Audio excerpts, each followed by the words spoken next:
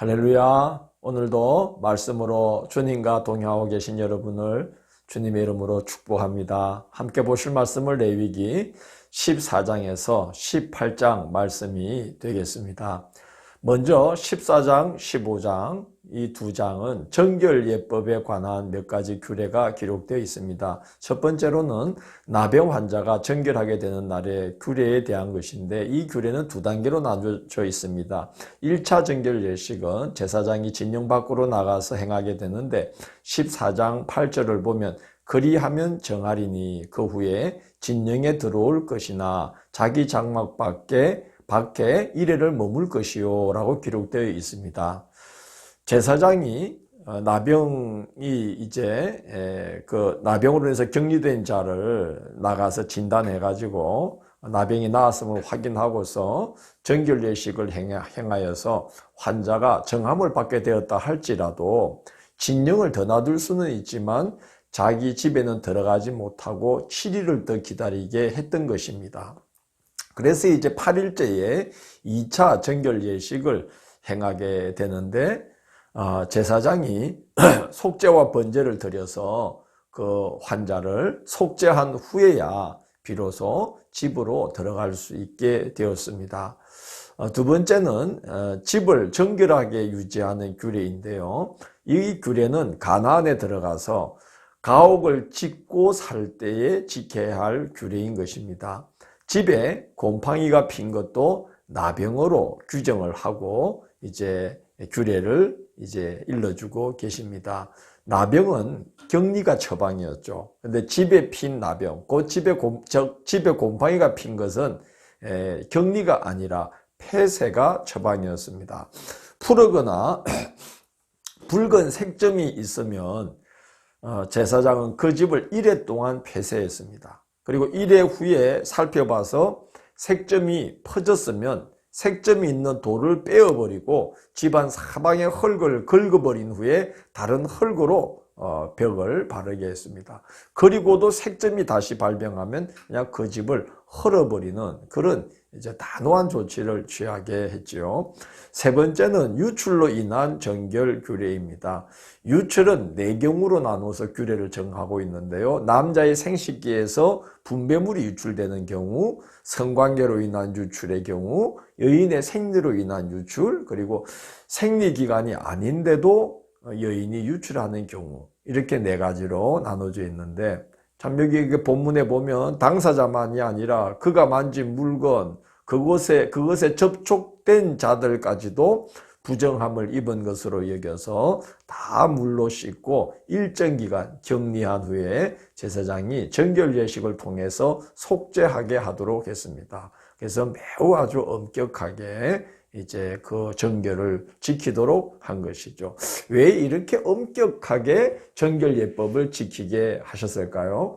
15장 31절에 보면 이런 말씀이 있습니다. 너희는 이와 같이 이스라엘 자손이 그들의 부정에서 떠나게 하여 그들 가운데 있는 내 성막을 그들이 더럽히고 그들이 부정한 중에서 죽지 않도록 할지니라, 이런 말씀을 합니다. 이스라엘 백성들은 성막을 드나들면서 하나님을 섬기는 자들로 부름을 받았기 때문에 정결하고 거룩한 생활을 일상 중에도 유지해야 했던 것이죠.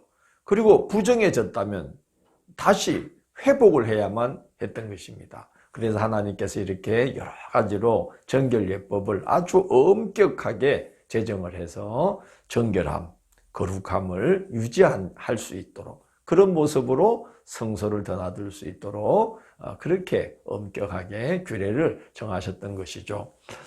16장은 대속죄일에 대한 규례입니다. 1년에 한 번 7째 달 10일을 대속죄일로 정했습니다. 그날 대제사장은 1년에 딱 한 번 지성소에 들어가서 이스라엘 회중 전체의 죄를 속죄하는 속죄제를 드립니다. 이것은 어떤 건수가 정해져 있는 이런 속죄의 어떤 구체적인 어떤 죄 때문에 속죄를 하는 게 아니라 이스라엘 회중 전체를 1년에 한 번씩 죄를 씻는 그런 이제 대속죄의 날을 정하신 것이죠. 16장 34절을 보면 이런 말씀이 있습니다. 이는 너희가 영원히 지킬 규례라. 이스라엘 자손의 모든 죄를 위하여 1년에 한 번 속죄할 것이니라. 이렇게 기록이 되어 있습니다.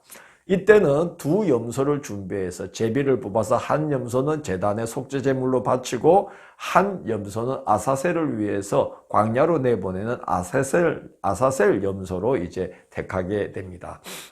이 아사셀이라는 말은 내보냄을 받은 염소라는 뜻도 있고요. 또 이 아사셀이라는 말의 또 하나의 뜻은 쫓겨난 악령, 귀신이라는 뜻도 있습니다. 당시 사람들은 광야를 어두운 영들이 머물고 있는 곳으로 이해했죠. 그래서 16장 10절을 보면 아사셀을 위하여 광야로 보낼지니라 이렇게 기록이 되어 있습니다.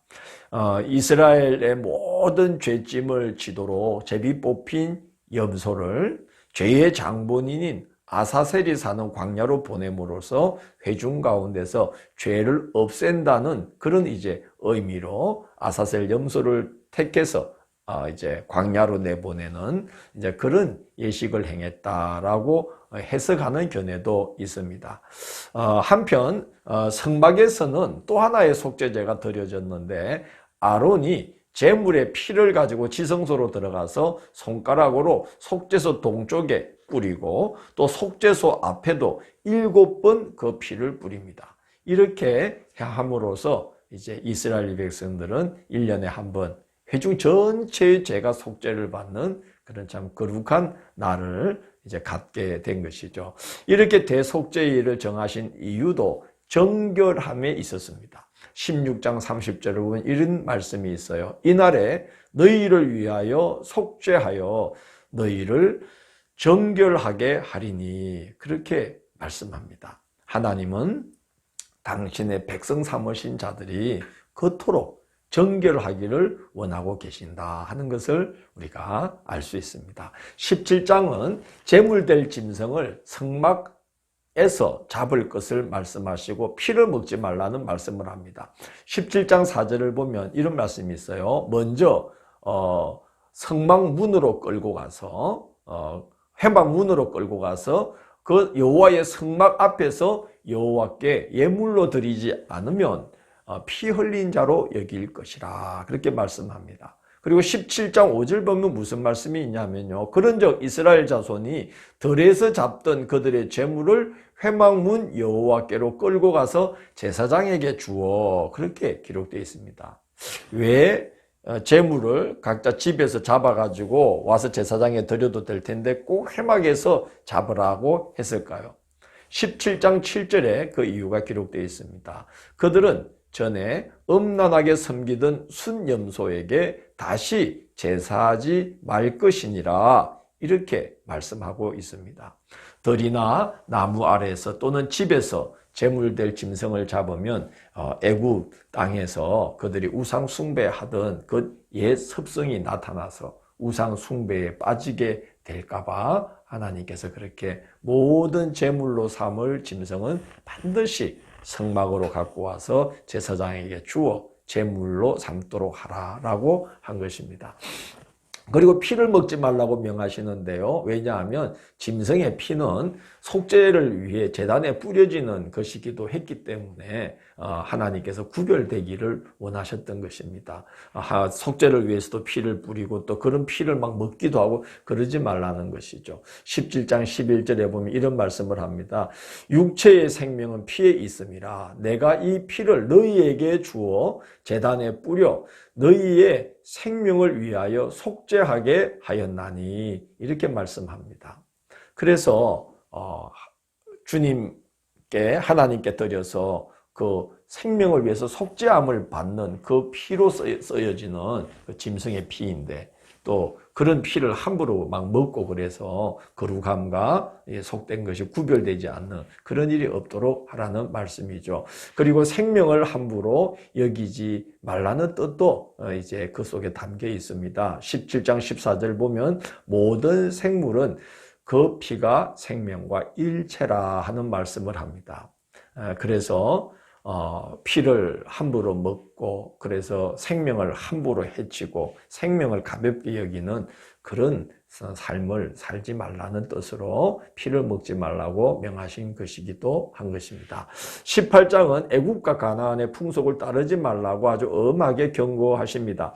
애굽과 가나안은 성적으로 굉장히 문란했던 것 같습니다. 특히 건친상간, 수간, 이 수간이라는 것, 짐승과 교접하는 것은 우상 숭배와도 연관이 있었다고 합니다. 애굽의 여인들 중에 그 순념소를 우상 숭배하던 여인들은 순념소와 관계를 하는 이제 여인들도 있었던 것이죠. 순념소 숭배와 관계된 것이었습니다. 또 동성애가 있었고요. 또 이웃의 아내와 간음하는 것 아주 쉽게 여기고, 그리고 이제 그런 성적인 것과는 달리 우상 숭배 중에 몰록에게 자녀를 바치는 이런 이제 유아 인신 제사, 이건 아주 가나안 땅에서 아주 비일비재하게 행해지던 것인데요. 이 몰렉에게 자녀를 바치는 이 제사는 그 자녀를 이제 인신 제사로, 사람을 제물로 삼는 그런 제사로까지 이제 나중에 이렇게 변천되게 됩니다.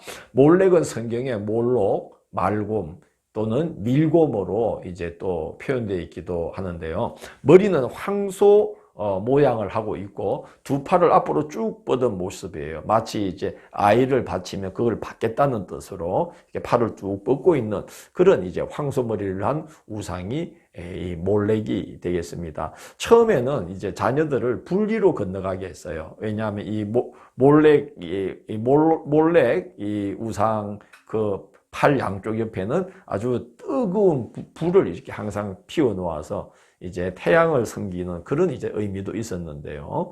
그래서 이제 그 분리를 그냥 지나가게 했던 것인데, 나중에는 정말로 그 자녀 중에 한 명을 인신제사로 제물로 바쳐서 남은 자녀들의 안녕을 기원했던 그런 이제 제사로 이제 그 아주 변질되게 되는 그런 이제 아주 이 악한 우상 숭배가 몰렉 숭배가 되겠습니다. 절대로 이제 그거 따라하지 말라는 거죠. 가나안 족속들의 이런 여러 악행으로 인해서 그들이 심히 부패함으로 땅도 더러워졌다는 거예요. 그래서 땅이 참을 수가 없어서 그들을 토해내게 됐다는 거예요. 그래서 하나님은 이스라엘을 통해서 그들을 토해내게 하시고 이스라엘을 그곳에 보내어서 이제 그 가나안을 진멸하여서 정결케 하고, 그래서 그곳을 하나님의 나라를 보여줄 거룩한 땅으로 회복시키도록 부름을 받은 백성들이 이스라엘이에요. 그러니까 이 이스라엘이 가나안에 들어가서 가나안 족속들처럼, 또는 그들이 이제 하나님이 그들을 건져내어 주신 애굽에서처럼 우상 숭배와 문란한 삶을 살면은 그 땅이 또 더러워지겠죠. 그러면 또 그들도 토해냄을 이제 당하게 될 수밖에 없다는 말씀을 하면서, 그러므로 너희가 살려면 내 법도와 규례를 반드시 성실히 지켜야 할지니라, 그렇게 말씀을 하고 계십니다. 정결한 삶, 거룩한 삶을 유지하고 또 그런 삶에서 벗어나게 되면 하나님 앞에서 속죄를 받고 즉시 거룩함을 다시 회복하는 것, 이것이 하나님의 백성된 자의 본분이라는 것을 오늘 본문에서 우리는 또 살펴볼 수가 있었습니다. 내일 2월 6일 토요일, 내일은 레위기 19장에서 22장을 내 성호를 속되게 하지 말라는 제목으로 살펴보도록 하겠습니다. 함께 해주셔서 감사합니다. 기도하겠습니다. 주님, 저희들의 삶을 지키사 우리가 예배를 통하여 하나님을 거룩히 섬길 뿐만이 아니라 삶을 근신하고 또 거룩함을 항상 유지한 삶을 살아가면서 우리의 삶으로 하나님께 영광을 돌리고 또 우리 삶을 통해서 하나님의 거룩함을 이 땅에 나타내는 그런 그리스도인들이 될 수 있도록 인도하여 주옵소서. 예수님 이름으로 기도드립니다. 아멘.